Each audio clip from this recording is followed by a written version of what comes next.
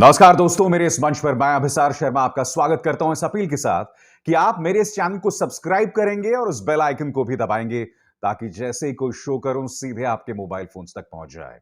और आज बात ममता बनर्जी की, जिन्होंने सीधी चुनौती प्रधानमंत्री नरेंद्र मोदी को दी है।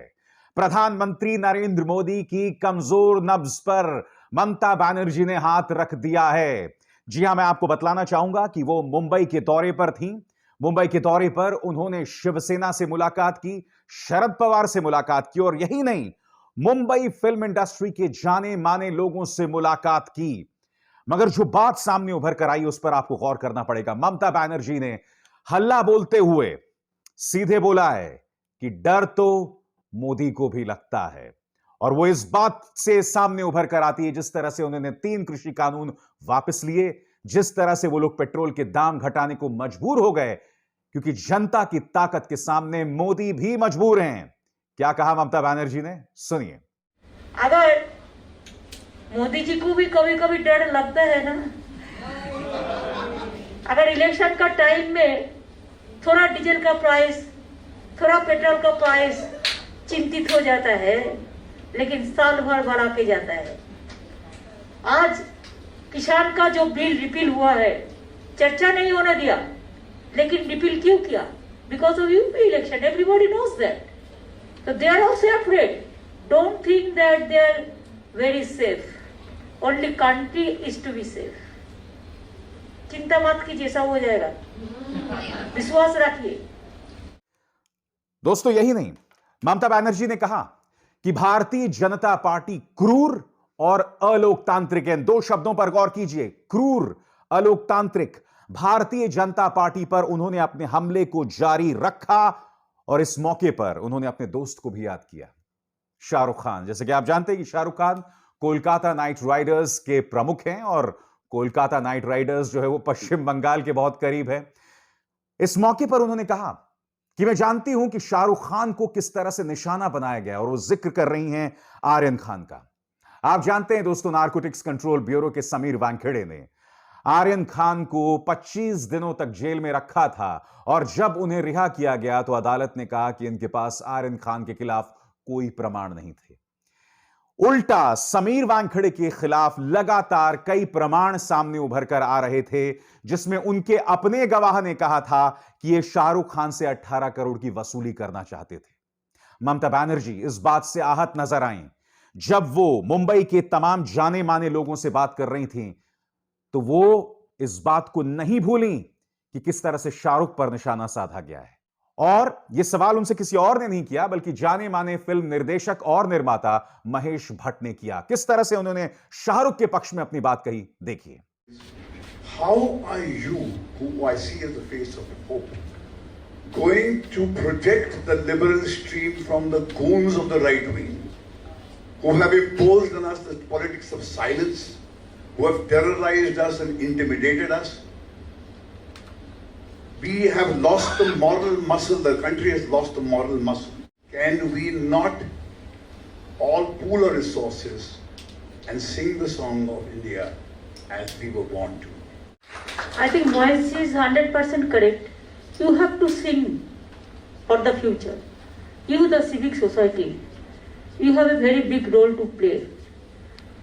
India loves manpower, not muscle power.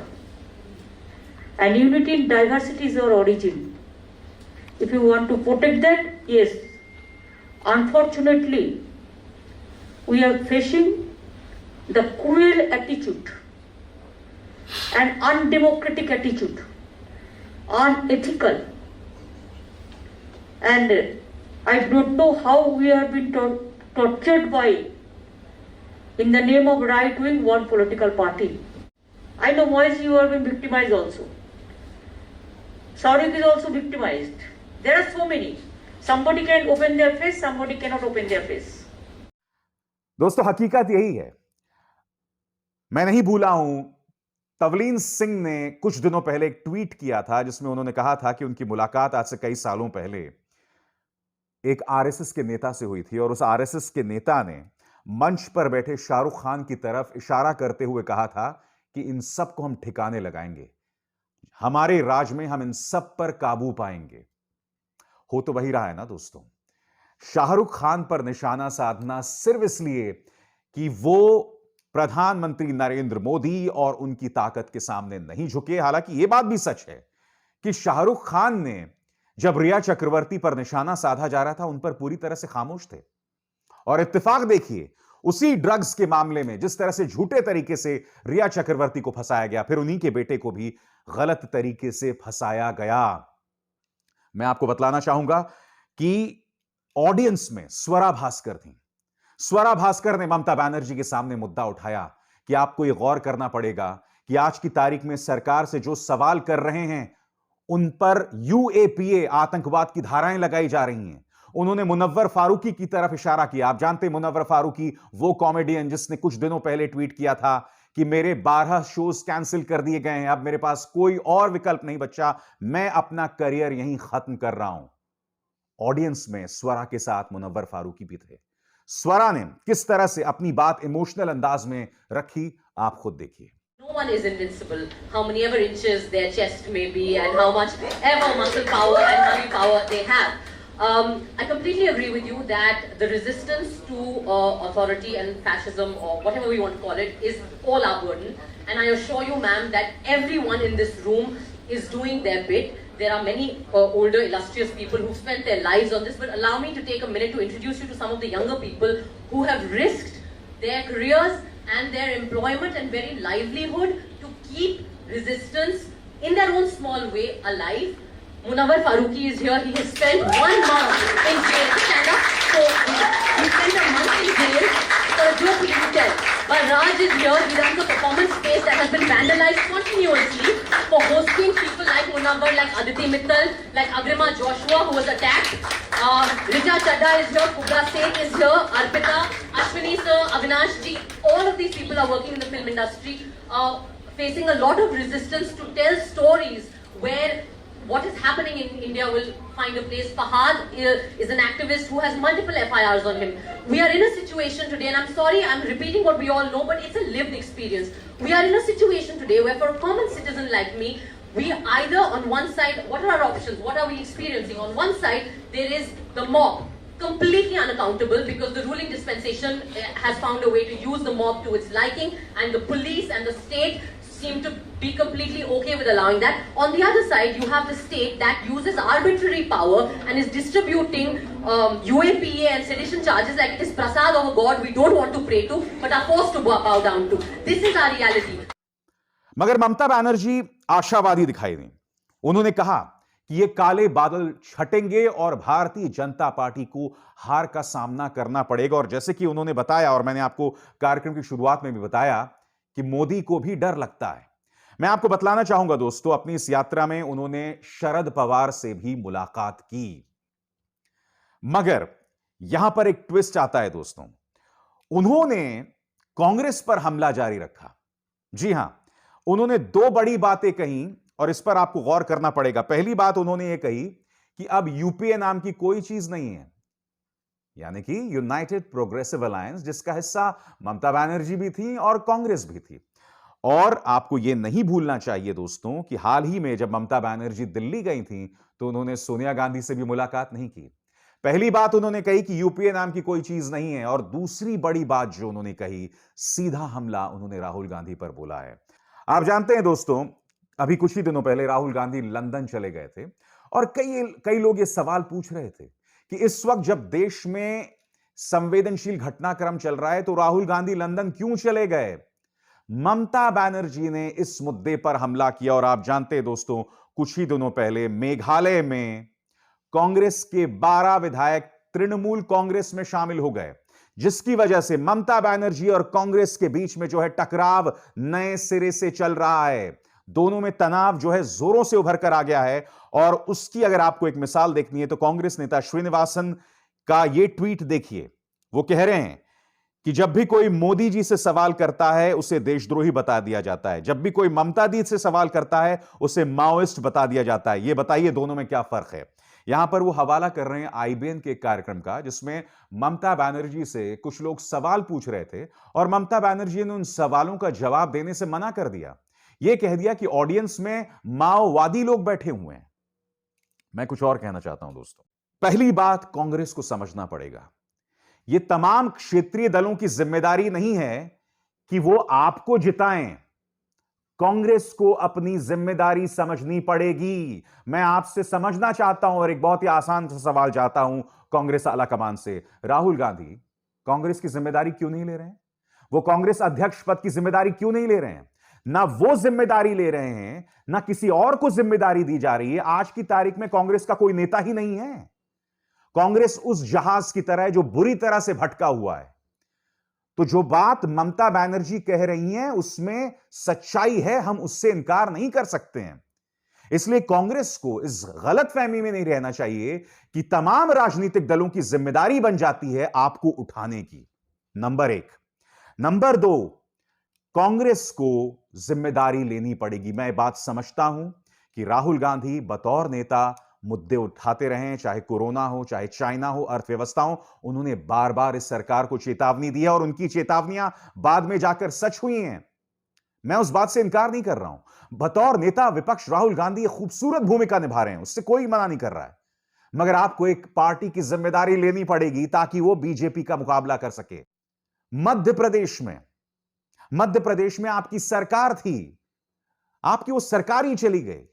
मुझे कई मध्य प्रदेश के नेता बताते हैं कि राहुल गांधी मिलने को ही नहीं तैयार थे उनसे, और बाद में ज्योतिरादित्य सिंधिया और कमलनाथ के बीच में टकराव हुआ।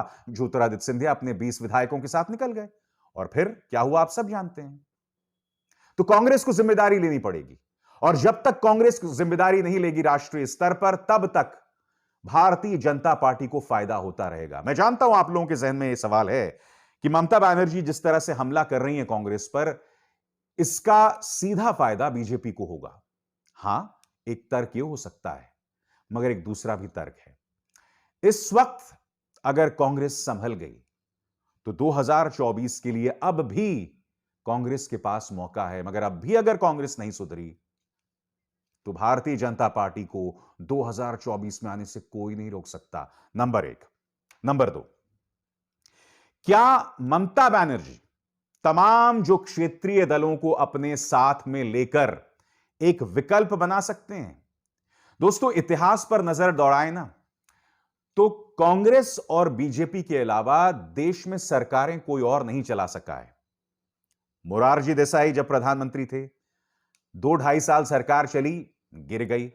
उसके बाद यूनाइटेड फ्रंट की सरकार से पहले आपको याद होगा वीपी सिंह जो हैं वो प्रधानमंत्री बने थे, कुछ साल वो सरकार चली, गिर गई। उसके बाद यूनाइटेड फ्रंट की सरकार, एचडी देवेगौड़ा, आई.के. गुजराल, ये तमाम लोग प्रधानमंत्री थे। 3-3.5 साल से ज्यादा सरकार नहीं चल गई, गिर गई। 5 साल सरकारें अब तक सिर्फ कांग्रेस और बीजेपी ने चलाई हैं। और ऐसा क्यों होता है? क्योंकि देखिए, हर क्षेत्रीय दल जो होता है ना, उसकी अपनी आकांक्षाएं होती हैं, उसकी अपनी महत्वाकांक्षाएं होती हैं। और अभी कांग्रेस और बीजेपी के अलावा कोई राष्ट्रीय दल नहीं है जो सबको साथ लेके चल सके। खैर, 2014 के बाद तो भारतीय जनता पार्टी वो नेशनल पार्टी नहीं रही जो एक जमाने में हुआ करती थी। आज की तारीख में वो तमाम दलों को अपने साथ अपनी ताकत के आधार पर, इनकम टैक्स का डर दिखाकर, ईडी का डर दिखाकर ही वो साथ लेकर चल पाती हैं। तो ममता बनर्जी को भी समझना पड़ेगा कि राष्ट्रीय तौर पर बगैर कांग्रेस के आप चुनौती नहीं दे सकते बीजेपी को, और विकल्प के तौर पर एक स्टेबल अरेंजमेंट, एक स्थायी विकल्प आप पेश नहीं कर सकते। कम से कम अगर हम इतिहास पर नजर दौड़ाएं तो यही प्रमाणित होता है। और मैं चाहूंगा कि ममता बनर्जी इतिहास को गलत साबित करें, मेरे इस सोच को भी गलत साबित करें कि कोई भी क्षेत्रीय दल राष्ट्रीय तौर पर सरकार नहीं दे सकता। यकीनन दोस्तों, ममता बनर्जी मुद्दे उठा रही हैं, प्रधानमंत्री नरेंद्र मोदी को सीधी चुनौती दे रही हैं। जैसे कि पश्चिम बंगाल के चुनावों में उन्होंने कहा, वो मुंबई पहुंची, शाहरुख खान के साथ खड़ी दिखाई दी। वो कांग्रेस को भी चुनौती दे रही हैं।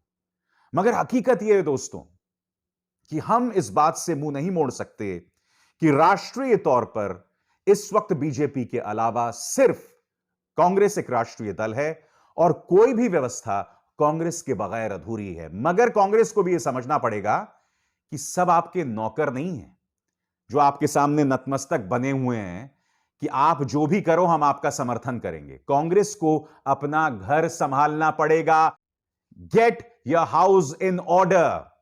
उसके बगैर यह मत सोचिए कि आप बीजेपी को चुनौती दे पाएंगे। अभिसार शर्मा को दीजिए इजाजत। नमस्कार।